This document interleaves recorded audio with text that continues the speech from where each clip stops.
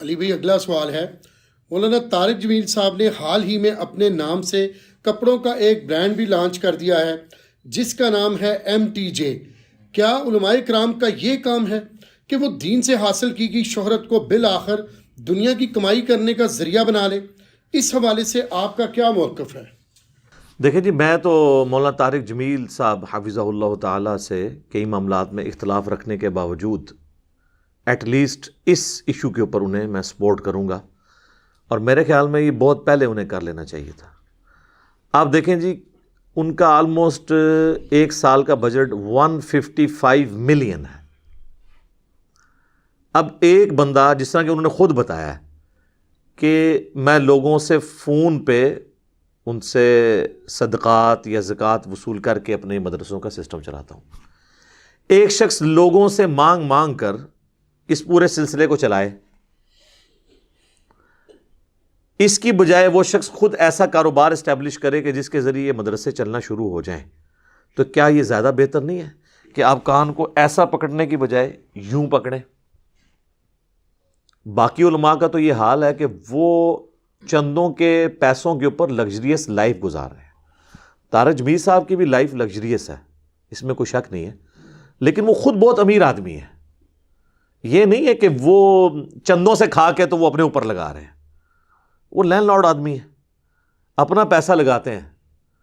لیکن دوسری طرف اگر آپ علماء کو دیکھیں تو وہ علماء جو لوگوں کے چندوں کے اوپر لگژریس لائف گزار رہے ہیں، میں یعنی ان کے اب نام نہیں لیتا، پھر لوگوں کو برا لگے گا، میں تو پرسنلی کئی تمام مکاتب فکر کے علماء کو جانتا ہوں کہ جن کی اپنی اوقات یہ ہے کہ اگر وہ کہیں پہ نوکری حاصل کریں تو ان کو 25-30 ہزار سے زیادہ کی نوکری بھی نہ ملے، اور ایون مدرسے میں یا خطیب کی حیثیت سے جو ان کی تنخواہ اپرووڈ ہے وہ 30-40-50 ہزار سے زیادہ نہیں ہے، لیکن ان کی لائف یہ ہے کہ روزانہ 30 ہزار سے زیادہ کا وہ خرچہ کرتے ہیں۔ وہ کہاں سے کر رہے ہیں؟ آپ اسلام آباد میں چلے جائیں، آپ کو ہزاروں علماء ایسے ملیں گے جو سائیکل پہ آئے تھے، 5 سے 10 سال کے اندر ان کے نیچے گاڑیاں اور ڈرائیور بھی رکھے ہوئے ہیں، لیکن آپ ان کی ڈکلیئرڈ تنخواہ پوچھیں تو آپ کو پتہ چلے گا جی امام مسجد کی جی 10,000 تنخواہ ہے، خطیب کی 30,000 ہے۔ یہ 30,000 ڈالر نہیں میں بات کر رہا، 30,000 پاکستانی روپیز۔ یہ کون سی 30,000 ہے جس میں ہونڈا سیوک آ جاتی ہے، ساتھ ڈرائیور بھی، اور اس کو پانی پہ نہیں چلانا، پیٹرول پہ چلانا ہے، اور کچھ عرصہ پہلے وہ سائیکل پہ پھر رہے تھے۔ آپ ذرا جا کے پوچھیں وہ علماء جو آپ کو ممبر پہ یہ بات سناتے ہیں نا کہ سیدنا عمر فاروق رضی اللہ تعالیٰ عنہ سے بھرے مجمع میں جمعے کے خطبے میں سیدنا سلمان فارسی رضی اللہ تعالیٰ عنہ نے پوچھ لیا کہ آپ نے یہ لباس کہاں سے سلوایا ہے؟ مال غنیمت میں سب کو ایک ایک چادر ملی تھی، ایک چادر میں تو آپ کا لباس نہیں سلتا۔ تو انہوں نے فرمایا میرا بیٹا جواب دے گا، تو عبداللہ بن عمر نے کہا کہ میں نے اپنے حصے کی چادر اپنے والد کو دی۔ تو حضرت سلمان فارسی نے کہا کہ اب تم بات کرو، ہم بات تمہاری سنیں گے بھی، تمہاری اطاعت بھی قبول کریں گے۔ جو یہ واقعہ سنا رہا ہوتا ہے نا عالم، اس کو ممبر پہ ہی آپ نے اترنے نہیں دینا، کیونکہ حضرت عمر سے بھی ممبر پہ پوچھا گیا تھا۔ ممبر پہ ہی کہیں کہ بھئی 5 سال پہلے تو آپ آئے تھے سائیکل پہ، آپ بتائیں آپ 5 سال میں تنخواہ کس ریٹ پہ لے رہے ہیں مہینے کا، وہ ریٹ بتائیں، اور آپ اپنا ذرا لگژریس جو سٹائل ہے، جو لائف سٹائل، اس کو ذرا جسٹیفائی کریں۔ تو سر وہ آپ کو کہے گا ذرا آپ کمرے میں تشریف لیں، لیکن کمرے میں آپ نے نہیں جانا، آپ نے وہی ریکویسٹ کرنی ہے کہ حضرت عمر کی سنت پہ آپ عمل کر کے یہیں جواب دیں۔ کمرے میں جا کے تو آپ کا اکرام مسلم کر دیں گے، آندھا کوئی سوال بھی نہیں پوچھے گا۔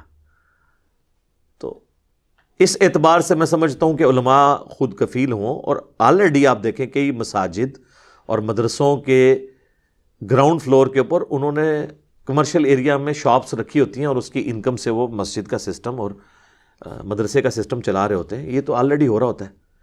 مجھے خود بتایا ان کے بڑے قریبی ساتھی جو ان کے اسسٹنٹ ہیں، مولانا احتشام صاحب حفظہ اللہ تعالی، تو وہ مجھے کہنے لگے کہ میں نے ان کو اسپیشلی فون کیا اس کے لانچ ہونے کے بعد، مولانا طارق جمیل صاحب کا فون بند تھا تو میں نے انہیں کیا، میں نے کہا یہ مجھے بتائیں کہ کیا رسپانس ہے؟ تو وہ کہتے ہیں کہ جی بڑے دیندار قسم کے لوگ ہمیں فون پہ گالیاں نکال رہے ہیں اور کہہ رہے ہیں کہ مولانا نے دین بیچ دیا۔ اچھا، مولانا کاروبار کر رہے ہیں تو دین بیچ رہے ہیں، یہ کون کہہ رہا ہے؟ وہ مولانا حضرات اور ان کے ماننے والے جو لوگوں سے چندے مانگ کے اپنا لگژریس لائف سٹائل اویل کر رہے ہیں۔ یعنی ایک بندہ اس سسٹم سے باہر نکلنے کی کوشش کر رہا ہے، اس کو کہہ رہے ہیں نہیں دوبارہ دھکا دو، یہ اصل میں کیوں کر رہے ہیں؟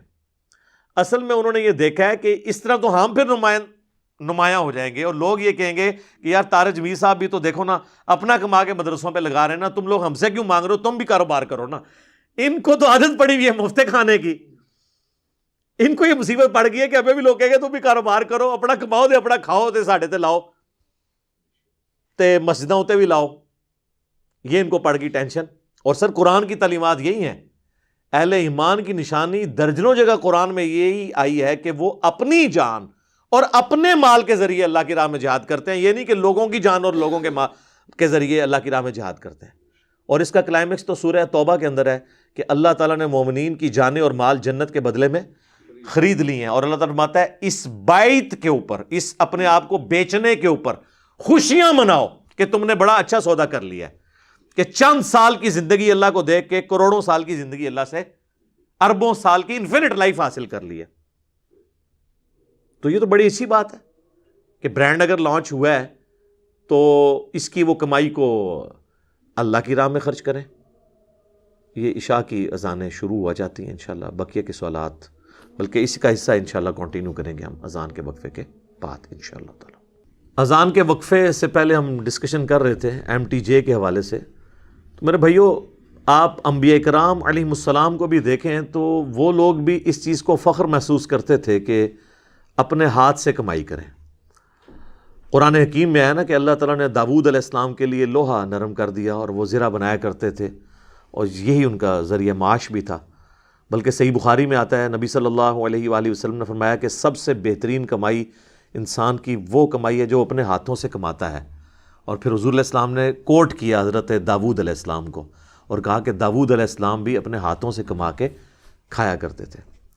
اسی طریقے سے صحیح مسلم میں حدیث ہے کہ حضرت زکریا جو حضرت یحییٰ کے والد تھے وہ بڑھئی تھے، یعنی یہ لکڑی کا کام وہ کیا کرتے تھے، اور اس میں کوئی آر محسوس کرنے والی بات نہیں ہے۔ ہاں، ہمارے محبوب صلی اللہ علیہ وآلہ وسلم بھی پہلے بھیڑ بکریاں چرایا کرتے تھے، اس کے بعد جب آپ کے ذمے یہ بڑی ذمہ داری آ گئی تو پھر آپ کا گزر بسر جو ہے وہ بیت المال سے ہوتا تھا، اور اللہ نے خمس مقرر کر دیا سورۃ الانفال میں نبی علیہ السلام کے لیے 5واں حصہ بیت المال کا۔ ظاہر ہے وہ دین کے لیے وقف تھے، لیکن بعد میں آپ دیکھیں حضرت ابوبکر صدیق رضی اللہ تعالیٰ عنہ کو، صحیح بخاری میں آتا ہے کہ جب وہ خلیفہ بنائے گئے تو انہوں نے کہا کہ اے لوگوں، تمہیں خوب معلوم ہے کہ میرا کاروبار اتنا اچھا چل رہا تھا کہ آل ابی بکر اس میں سے گزارا کر رہے تھے، اور اب میرے ذمہ یہ خلافت کی ذمہ داری ہیں۔ تو انہوں نے کہا کہ میں اب اس معاملے کو تو آگے نہیں لے کے چل سکتا کاروبار والا، تو پھر صحابہ نے مشورہ کر کے ان کے لیے ایک وظیفہ مقرر کر دیا جو ایک عام مہاجر کا وظیفہ تھا۔ اور بخاری کے الفاظ ہیں کہ ابو بکر جو ہیں وہ مسلمانوں کی ذمہ داری پوری کریں گے، اس کے عوض مسلمانوں کے بیت المال سے ان کے گھر والوں کی گزر بسر ہوگی۔ لگژریس لائف نہیں۔ یہ لوگ ہمیں کہتے ہیں جی خلفائے راشدین کا جو گزر بسر ہے وہ ہوتا تھا بیت المال میں سے، تو یہ کیوں بھول جاتے ہیں کہ بیت المال میں سے گزر بسر ہو رہا تھا لیکن وہ سبسسٹنس لیول کے اوپر تھا، انہوں نے اپنی جائیدادیں نہیں بنائی ہوئی تھی، لگژریس لائف نہیں وہ گزار رہے تھے، بلکہ ایک عام مہاجر کی زندگی تھی، ایک مہاجر کی انصار کی زندگی سادہ سے مسلمان کی وہ گزارتے تھے۔ لہٰذا ان کی مثال دے کر اور پھر یہ ان کی اپنی گاڑیوں کو جسٹیفائی کرنا یہ بالکل غلط ہے۔ آپ مثالیں ان کی دیتے ہیں اور کرتوت جو ہیں وہ آپ دوسری پارٹی والے کر رہے ہوتے ہیں، یہ بالکل غلط ایٹیچیوڈ ہے۔ لہٰذا میں سمجھتا ہوں کہ یہ ایک اچھا اقدام ہے MTJ کے حوالے سے، ہمیں اسے سپورٹ کرنا چاہیے۔ باقی علماء کی جو تنخواہ والا معاملہ ہے اس میں میں ضمناً کچھ عرض کر دوں، میں علماء کرام کی یا مسجد کے جو ذمہ داران ہیں ان کی تنخواہوں کے خلاف نہیں ہوں۔ پریفریبل بہتر یہ ہے کہ وہ خود کریں، اس کو پارٹ ٹائم کے طور پہ ایک رکھیں۔ نماز تو انہوں نے اپنی بھی پڑھنی ہے، اور یہ بات درست ہے کہ نماز کی اجرت لینا تو حرام ہے، فقہ حنفی میں بھی حرام ہے۔ یہ تو بعد کے جو متاخرین علماء ہیں انہوں نے اس کا جواز نکالا۔ امام حنیفہ کے نزدیک وہ خود بھی مانتے ہیں کہ وہ امام مسجد کی تنخواہ کو جائز نہیں سمجھتے تھے۔ اب رہ گیا کہ خلفائے راشدین کے زمانے میں جو مسجد کے ساتھ لوگ اٹیچ تھے ان کا وظیفہ آتا تھا بیت المال سے، تو وہ مکمل طور پہ مسجد کی ذمہ داری اٹھائے ہوئے ہوتے تھے، وہ نماز پڑھانے کی تنخواہ نہیں ہوتی تھی۔ وہ آج بھی ہم تیار ہیں، اگر کوئی شخص مسجد میں لوگوں کو قرآن پڑھاتا ہے، اور اسی طریقے سے نمازی جو مسجد میں نہیں آتا اس کے گھر میں جا کے پوچھتا ہے کہ کیا مسئلہ ہے آپ کو، مسجد میں بیٹھ کے لوگوں کو دین سکھاتا ہے اور اس پورے علاقے کے لوگ دینی معاملات میں اس کی طرف رجوع لاتے ہیں، تو ظاہر ہے کہ عوام کی ذمہ داری ہے کہ اس کو وہ تنخواہ دیں اور اس کی ذمہ داریاں، بیسک نیڈز، اس کے بچوں کی تعلیم. میں یہ نہیں کہتا کہ بالکل فقیروں والی زندگی، ایک عام جو اچھی زندگی ہے وہ اس کو دیں، بہت لگژریس نہیں لیکن عام زندگی تو دیں، خرچہ اس کا اٹھائیں. میں سمجھتا ہوں کہ آج کے دور میں کم از کم 50,000 تنخواہ ایک امام مسجد کی ہونی چاہیے، بشرطے کہ وہ قرآن و سنت سکھائے، بابوں کی کہانیاں نہ سکھائے، اور وہ وہی کچھ کرے جو کتاب و سنت میں آیا ہوا ہے، تب، ورنہ نہیں تو ہم تو اس کے حق میں ہیں. امام مسجد کی تنخواہ نماز پڑھانے کی نہیں، اس لیے کہ نماز تو اس نے خود بھی پڑھنی تھی اور جماعت سے پڑھنی تھی، پیچھے کی بجائے آگے کھڑا ہو گیا. آپ کالجز میں، یونیورسٹیز میں دیکھیں، اکثر جگہ اسٹوڈنٹس ہی جماعت کروا رہے ہوتے ہیں، کوئی امام مسجد نہیں ہوتا. ایون ہمارے مدارس میں بھی اکثر جگہ امام مسجد نہیں ہوتے ہیں، مختلف ٹیچرز کی ڈیوٹیز ہوتی ہیں جن کو تنخواہ تو ٹیچنگ کی ملتی ہے، لیکن پارٹ ٹائم جس کی قرات اچھی ہے اس کو کہتے ہیں تم فجر اور مغربی عشاء پڑھانا، دوسرے کو کہتے ہیں تم سرن نمازیں جو آ رہی ہیں ظہر اثر کی وہ پڑھا لینا. اسپیسیفک نہیں رکھا ہوتا، یا کبھی کوئی اسٹوڈنٹ پڑھا دیتا ہے بغیر تنخواہ کے، کیونکہ معاملہ خطرناک ہے. سنن نسائی کے اندر حدیث ہے جو مشکات میں موجود ہے اور المستدرک للحاکم میں بھی ہے، اور امام حاکم نے اسے امام مسلم کی شرط پہ اس حدیث کو صحیح کہا ہے کہ نبی صلی اللہ علیہ وآلہ وسلم نے فرمایا کہ اپنا مؤذن کسی ایسے شخص کو مت رکھنا جو اذان دینے کی اجرت لے. اگر اذان دینے کی اجرت نہیں لی جا سکتی تو نماز تو اس سے بڑی چیز ہے، اس کی اجرت کیسے ہو سکتی ہے؟ اور اکثر ہماری مساجد میں مؤذن جو ہیں وہ فی سبیل اللہ ہی ہوتے ہیں، بلکہ بابے آپس میں لڑ رہے ہوتے ہیں، میں اذان دینی ہے، انہیں اذان دینی ہے. مسجد کا خادم پارٹ ٹائم اذان ضرور دیتا ہے، لیکن اس کی ڈیوٹی کیا ہوتی ہے؟ مسجد کی صفائی، ٹوائلٹس کی صفائی، صفوں کو سیدھا کرنا. اور جب کبھی کوئی مؤذن نہیں ہوتا وہ اذان بھی دیتا ہے، وہ تنخواہ اذان کی نہیں لے رہا ہوتا اور نہ وہ لے سکتا ہے، یہ حلال ہی نہیں ہے. باقی دین کی خدمت کے عوض آپ لے سکتے ہیں، اور اس کی اصل وہ حدیث ہے جو بخاری اور مسلم دونوں میں ہے، اور صحیح بخاری میں ذرا ڈیٹیل کے ساتھ آئی ہے، مسلم میں موجود ہے یہ، کہ کچھ اصحاب جا رہے تھے تو پانی کے ایک گھاٹ کے پاس انہوں نے ایک قبیلے کے سردار کو دیکھا کہ اسے سانپ یا بچھو نے کاٹ لیا تھا اور وہ قریب المرگ تھا آلموسٹ اس تکلیف کی وجہ سے. تو انہوں نے کہا کہ تم قافلے والوں میں کوئی اگر کوئی جھاڑ پھونک کر سکتا ہے، یعنی کوئی دم ڈال سکتا ہے تو اس کو دم ڈال دے. تو ایک صحابی نے کہا کہ میں اسے دم ڈالوں گا لیکن اس کے عوض میں بکریوں کا ایک ریوڑ تم سے لوں گا. تو انہوں نے کمٹ کر لیا، اس نے دم ڈالا سورۃ الفاتحہ پڑھ کے، تو اس کو شفا ہوگی، گویا کہ مردہ زندہ ہو جاتا ہے.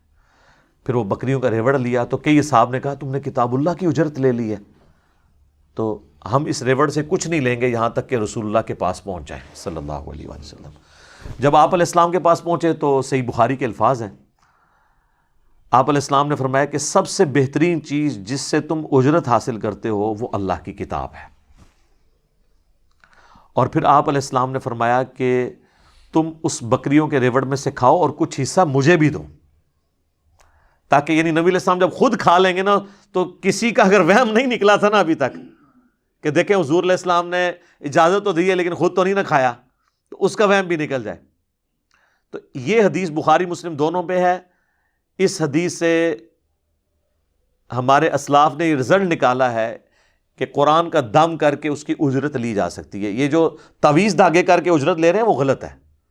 قرآن کا دم ہو، وہ تو پتہ نہیں اس میں کیا کیا شرکی الفاظ پڑھتے ہیں اور کیا کیا وہ نمبروں کے تعویذ لکھتے ہیں اور دلیل اس حدیث سے پکڑتے ہیں، تو یہ تو بالکل غلط بات ہے. یہ دو بالکل الگ چیزیں.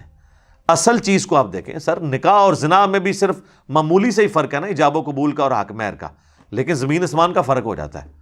لہٰذا یہ والی اجرت لینا، اور یہ تو وہ لوگ ہیں جو سورہ فاتحہ جو ہے وہ تجوید کے ساتھ پڑھ نہیں سکتے نہ اس کا ترجمہ بتا سکتے ہیں، انہوں نے کہاں پہ دم کر کے تو اجرتیں ڈیمانڈ کی ہوئی ہیں لوگوں کی.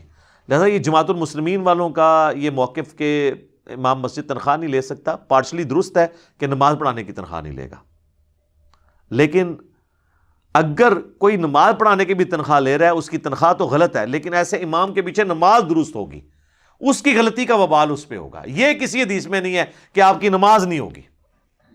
صحیح بخاری میں موجود ہے 694 نمبر حدیث کہ حضرت ابو ہریرہ کو رسول اللہ نے فرمایا صلی اللہ علیہ وآلہ وسلم ان قریب ایسے امام آئیں گے جو تمہیں غلط نمازیں پڑھائیں گے. تو انہوں نے کہا یا رسول اللہ پھر میں نماز ان کے پیچھے پڑھ لوں؟ آپ نے فرمایا پڑھ لینا، ان کی غلطی کا وبال ان پر ہوگا. اور اس سے اگلی حدیث ہے 695 جس پہ امام بخاری نے باب باندھا ہے کہ باغی اور بدعتی کے پیچھے نماز کا حکم، یعنی یہ حکم ہے خلیفۃ المسلمین کا سیدنا عثمان ابن عفان رضی اللہ تعالیٰ عنہ. تو بخاری کے الفاظ ہیں 695 نمبر حدیث میں کہ جب باغیوں نے محصور کر دیا، بلوائیوں نے سیدنا عثمان کو، تو ایک صحابی حاضر ہوئے، انہوں نے کہا ہمارے امام تو آپ ہیں، یعنی امام لیڈر کے طور پہ بھی، اور مسجد بھی اس وقت لیڈرشپ بھی وہی ہوتی تھی، مسجد کا امام بھی وہی ہوتا تھا، اور مسجد پہ فتنے کے امام کا قبضہ ہے، تو کیا ہم اس کے پیچھے نماز پڑھ لیں؟ ہمیں خطرہ ہے ہماری نماز ضائع ہو جائے گی. تو انہوں نے کہا کہ مسلمانوں میں نماز ہی تو ایک نیکی کا ایسا کام ہے جو کمبائنڈ ہے. نیکی کے کاموں میں مسلمانوں کا ساتھ دو اور برائی میں الگ ہو جاؤ. تو اس سے امام بخاری نے رزلٹ نکالا ہے کہ باغی اور بدعتی کے پیچھے بھی نماز درست ہے. اور میں سے رزلٹ نکالتا ہوں کہ حضرت عثمان اپنے خلاف آئے ہوئے بلوائیوں کو مسلمان سمجھتے تھے. اگر وہ کافر ہوتے تو کافر کے پیچھے نماز پڑھنے کا کہہ سکتے تھے. یہ کہتے ہیں جی مسند احمد میں ایک حدیث ہے کہ نبی علیہ السلام نے فرمایا تھا حضرت عثمان سے کہ منافقین تمہاری وہ امارت یا تمہاری خلافت کی قمیض اتارنے کی کوشش کریں گے تو نہ اتارنا، تو وہ حضور نے تو ان کو منافق کہا ہے. اگر عثمان کو حضور نے بتایا ہوتا کہ منافق ہیں اور منافق کا وہی مطلب ہوتا تو حضرت عثمان منافقین کے پیچھے نماز کی اجازت دیتے؟ نہیں. وہ منافقانہ ان کا عمل تھا، وہ تو مسلمانوں کی اکثریت منافقانہ عمل کے اوپر ہے. بخاری مسلم میں حدیث ہے منافق کی 3 نشانی ہیں. جب آپ اس سے کوئی وعدہ کریں گے وہ وعدہ توڑ دے گا، امانت رکھیں گے خیانت کرے گا، اور لڑائی ہوگی تو گالی گلوچ کے اوپر اتر آئے گا. تو یہ کون ہے جو یہ کام نہیں کرتا؟ اور ایک چوتھی نشانی بھی بخاری مسلم میں یہی کہ وہ جھوٹ بھی بولے گا. تو یہ تو سارے مسلمان، لیکن اعتقاداً وہ مسلمان ہیں، عملاً وہ نفاق کر رہے ہیں. لہٰذا یعنی احادیث کے فہم کی بھی ضرورت ہے کہ وہ بات کس طریقے سے ہو رہی ہے. تو اگر علماء کرام اس تنخواہ کے عوض کہانیاں نہ سنائیں، کتاب و سنت سنائیں تو بالکل ٹھیک ہے، ہم تو اس کو سپورٹ کرتے ہیں. اور باقی میں طارق جمیل صاحب سے بھی ریکویسٹ کروں گا کہ آپ نے تو پورے اخلاص سے یہ کام شروع کیا ہے، لیکن یہ نہ ہو کہ کئی جن لوگوں پہ آپ رلائی کر رہے ہیں وہ آپ کی زندگی میں یا زندگی کے بعد اس کو چونا لگا دیں اس سارے کام کو. یہ بھی ہو جاتا ہے نا، بڑی نیک نیتی سے لوگ کام شروع کرتے ہیں. برانڈ تو آپ نے شروع کیا ہے، کل کو آپ کے نام پہ جو برانڈ چل رہا ہے اس کے اوپر لوگ غلط کام کریں آپ کی زندگی میں یا بعد میں، اس چیز کو بھی انشور کریں. یہ تو ذمہ داری ہے نا ہماری. ہمارے مسلمانوں کا یہ حال ہے کہ اگر کسی کی ماں یا بیوی ہاسپٹل میں داخل ہو اور آپ کو ڈاکٹر ٹیکہ لکھ کے دے کہ اس سے اس کی جان بچنے والی ہے، اور آپ مارکیٹ میں جائیں اور آپ کو بتایا جائے کہ یہ مفتی اعظم پاکستان کا فیکٹری کا ٹیکہ ہے اور یہ جرمن ایک یہودی کا بنایا ہوا ٹیکہ ہے، تو آپ کون سا ٹیکہ لیں گے؟ وہ مفتی اعظم کی خاطر جان دینے والا بھی جو ہے نا، اس کی خاطر نعرے مارنے والا وہ بھی کہے گا جی پتہ نہیں کام ہی نہ مفتی صاحب نے پایا ہوا ہے. حالانکہ دین میں انہوں نے کام ڈالا ہوا ہے ان کے ساتھ، لیکن جہاں جان جا رہی ہے وہاں پہ یہ کانشیس ہیں. جہاں پہ ایمان جا رہا ہے اور ہم چیخ چیخ کے کہہ رہے ہیں کہ مرنے سے پہلے اے مسلمان کر لے اس پہ غور، کتابوں کا خدا اور ہے بابوں کا خدا اور، کتابوں میں تعارف اور آیا ہے بابوں نے اور کروایا ہے، وہاں یہ کہتے ہیں ان کو تمیز نہیں بات کرنے کی. یہ کر کے دیکھ لیں آپ. تو اس طرح کا برانڈ بھی، یعنی اس طرح نہ ہو کہ ان کا نام لوگ بیچتے رہیں اور اس میں پھر غلط چیزیں بھی آگے چل پڑیں. اس کو بھی انشور کرنے کی ضرورت ہے. یعنی یہ میں حفظ ما تقدم کر رہا ہوں کیونکہ صحیح بخاری میں حدیث ہے کہ نبی علیہ السلام نے فرمایا کہ قرب قیامت میں ایسا زمانہ آئے گا کہ لوگ اس چیز کی پرواہ نہیں کریں گے کہ ان کا رزق حلال طریقے سے آ رہا ہے یا حرام طریقے سے، بس وہ یہی کہیں گے کہ مال آ جائے. جو جامع ترمذی میں حدیث ہے کہ ہر امت کا کوئی نہ کوئی فتنہ ہے اور میری امت کا فتنہ مال ہے. یعنی سب سے بڑا فتنہ جو ہے وہ مال ہے اس امت کا. تو میں ریکویسٹ کروں گا طارق جمیل صاحب سے کہ وہ بھی یعنی یہ اپنے MTJ جو برانڈ ہے اس کے اوپر کڑی نظر رکھیں، اور باقی علماء سے بھی کہوں گا کہ آپ لوگ بھی تھوڑا سا اس میدان میں اتریں اور فائدہ ہوگا اس حوالے سے. میں نے تو دیکھا ہے جنید جمشید صاحب نے بھی جو برانڈ لانچ کیے ہیں وہاں پہ بھی میں بعض اوقات جانے کا اتفاق ہوا ہے، تو کئی جگہ پہ ماشاءاللہ پورے باشرہ لوگ ملتے ہیں. خوشی ہوتی ہے کہ یار چلو دیندار لوگوں کو جابز ملی ہوئی ہیں، ورنہ تو عام پرائیویٹ اداروں کے اندر تو داڑھی والے کو یا جس کے کپڑے شلوار ٹخنوں سے اوپر ہو اس کو کوئی اچھی نظر سے نہیں دیکھتے. ایٹ لیسٹ اس طرح کے جب دیندار لوگ اس طرح کے معاملات کو آگے لے کے چلیں گے تو ان لوگوں کی کم از کم جابز والا سلسلہ بھی دیندار لوگوں کا ہو جائے گا. یہ بھی اس کا ایک پازیٹیو پہلو ہے. لہٰذا میں تو اس حوالے سے انہیں سپورٹ کروں گا. میری سپورٹ انشاءاللہ ان کے ساتھ رہے گی انشاءاللہ تعالی.